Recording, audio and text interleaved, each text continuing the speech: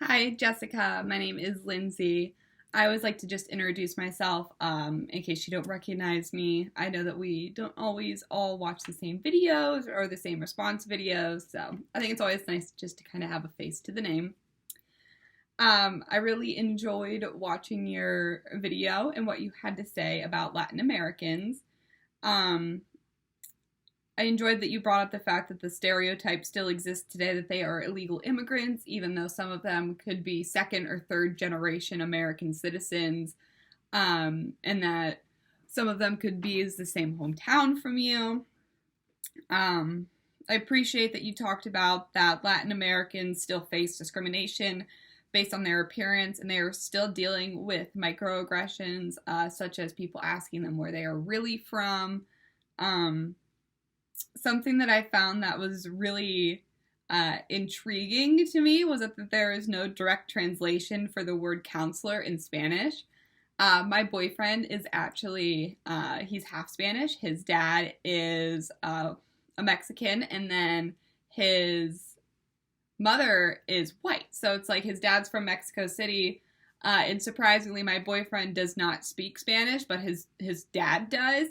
So I feel like the next time I see him, I'm gonna talk to my boyfriend's dad about that and see like what the closest translation he thinks is. Because I know in the little story you had shared from your research, you had talked about that personal experience.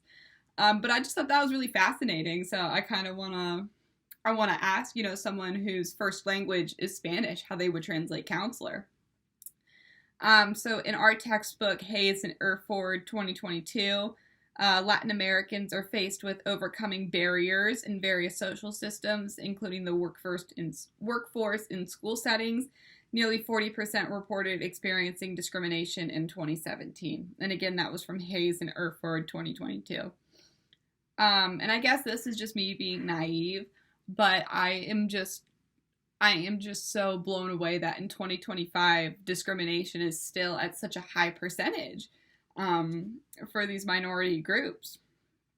And I guess as I think about what you had to say in your discussion this week and what I found in our textbook, do you think that these percentages are going to increase or decrease? Because I chose Arabic Americans for my culture group this week, and they were talking about how the Trump campaign, at least the one in, I guess it would have been